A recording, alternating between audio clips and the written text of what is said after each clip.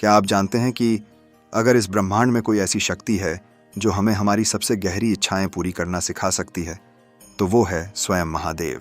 महादेव जो संहारक भी हैं और सृष्टि के रचयिता भी। महादेव जिनके चरणों में बैठकर आप जान सकते हैं कि असली मैनिफेस्टेशन क्या होता है। आज मैं आपको एक ऐसी यात्रा पर ले जाऊंगा जहां आप समझ पाएंगे कि कैसे महादेव हमें हमारी सोच को, हमारी भावनाओं को और हमारी ऊर्जा को बदलकर हमारी इच्छाओं को वास्तविकता में बदलना सिखाते हैं। महादेव की कथा केवल देवताओं और दैत्यों की नहीं है, बल्कि हमारी आत्मा की है।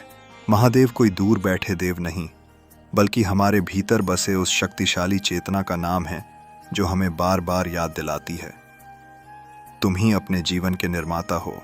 जब आप कैलाश की बर्फीली चोटियों की कल्पना करते हैं, जहां सन्नाटा है, बस हवा का संगीत है और हिमालय की गोद में बैठे महादेव ध्यान मग्न हैं, वहां आपको एक रहस्य मिलता है। वो रहस्य यह है कि मैनिफेस्टेशन का मतलब केवल इच्छा करना नहीं है, बल्कि अपनी आत्मा को उस स्तर पर ले जाना है जहां इच्छा और वास्तविकता के बीच का अंतर मिट जाता है। महादेव ध्यान की मूर्ति हैं। वो हमें सिखाते हैं कि जब तक मन शांत नहीं होगा तब तक मैनिफेस्टेशन संभव नहीं है। सोचिए, अगर आपके भीतर लगातार शोर हो, डर हो, चिंता हो, तो ब्रह्मांड आपकी प्रार्थना कैसे सुनेगा? महादेव गहरी समाधि में बैठकर हमें यही दिखाते हैं कि सच्ची शक्ति तब आती है जब मन स्थिर हो जाता है। मन ही बीज है। महादेव कहते हैं, जैसी तुम्हारी भावना है वैसा ही संसार तुम बनाते हो। अगर आप प्रेम से भरकर सोचते हैं तो ब्रह्मांड आपके सामने प्रेम ही प्रकट करता है। अगर आप डर से सोचते हैं तो वही डर आपके जीवन में हकीकत बन जाता है।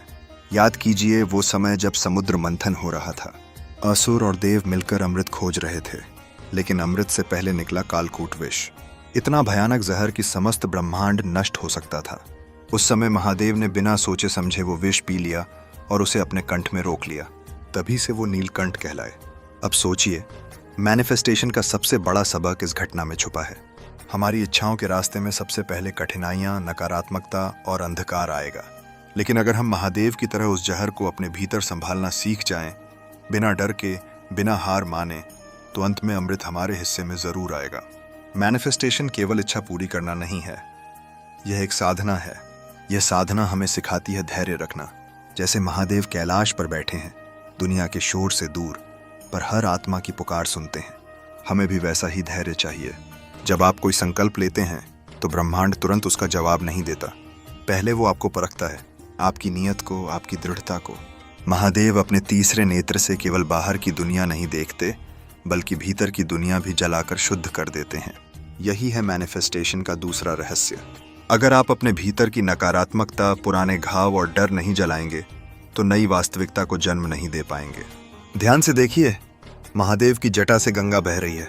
गंगा का प्रवाह हमें बताता है कि जब आपकी ऊर्जा मुक्त होती है, जब आप अपनी शक्ति को बहने देते हैं, तभी चमत्कार होते हैं।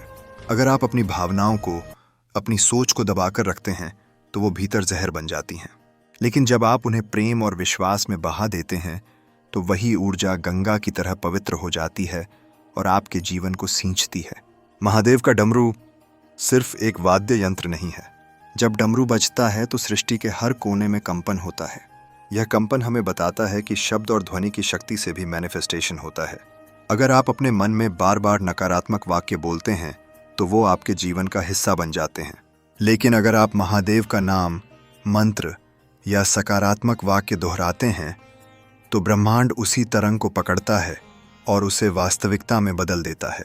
सोचिए, जब आप AUM नमः शिवाय बोलते हैं तो आपका पूरा अस्तित्व बदलने लगता है, आपकी ऊर्जा उठने लगती है, और जब ऊर्जा बदलती है तो आपकी वास्तविकता बदल जाती है। महादेव का एक और बड़ा सबक है वैराग्य। वैराग्य का मतलब यह नहीं कि इच्छाएं छोड़ दो, इसका मतलब है कि इच्छा रखते हुए भी उससे चिपके मत रहो। जब आप किसी चीज के लिए पागल हो जाते हैं तो वो ऊर्जा रुक जाती है, लेकिन जब आप उसे ब्रह्मांड को सौंप देते हैं, जैसे महादेव हर चीज को सहजता से छोड़ देते हैं, तो वही इच्छा आसानी से आपके पास लौट आती है। सती और पार्वती की कथा भी मैनिफेस्टेशन की गहराई को समझाती है। सती ने महादेव को पाने के लिए जन्म जन्म तप किया।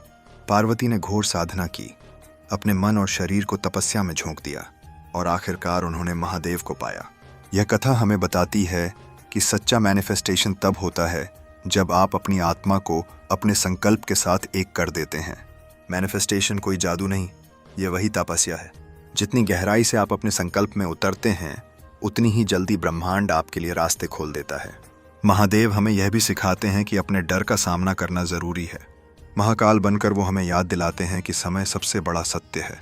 अगर आप समय बर्बाद करेंगे तो आपकी इच्छाएं सिर्फ सपने रह जाएंगी, लेकिन अगर आप समय का सम्मान करेंगे, हर दिन अपने सपनों की ओर कदम बढ़ाएंगे, तो ब्रह्मांड आपके लिए समय की धाराओं को बदल देगा। सोचिए, जब आप हर सुबह उठकर महादेव का स्मरण करते हैं और अपने सपनों को याद करते हैं, तो आप केवल प्रार्थना नहीं कर रहे, बल्कि अपने अवचेतन मन को निर्देश दे रहे हैं। और अवचेतन मन ही असली सृष्टि करता है। महादेव स्वयं आपके भीतर उसी अवचेतन शक्ति के रूप में विराजमान हैं। तो आज जब आप मैनिफेस्टेशन की बात करते हैं, तो याद रखिए, महादेव केवल वरदान देने वाले देव नहीं हैं, वो आपके भीतर का आईना है। जब आप अपने भीतर की शक्ति को पहचान लेते हैं, जब आप अपने भीतर के डर को जीत लेते हैं, जब आप अपने भीतर की शांति को पा लेते हैं, तभी आप अपने सपनों को हकीकत में बदल सकते हैं। और यही है महादेव का दिया हुआ सबसे बड़ा रहस्य। तुम वही हो जो तुम सोचते हो, तुम वही बनते हो जिस पर तुम ध्यान करते हो, और तुम वही आकर्षित करते हो जो तुम्हारी ऊर्जा बन जाती है। तो दोस्तों, जब भी आप अगली बार AUM नमः शिवाय का जाप करें, तो केवल नाम मत लीजिए। महसूस कीजिए कि महादेव आपके भीतर जाग रहे हैं। महसूस कीजिए कि आपकी इच्छाएं पहले से ही आपके जीवन में उतर रही हैं। महसूस कीजिए कि आपका हर सपना अब सिर्फ सपना नहीं, बल्कि एक आने वाली हकीकत है। महादेव हमें यही सिखाते हैं। मैनिफेस्टेशन कोई बाहरी प्रक्रिया नहीं, बल्कि एक आंतरिक साधना है। और जब यह साधना पूरी हो जाती है, तो असंभव भी संभव हो जाता है। ओम नमः शिवाय।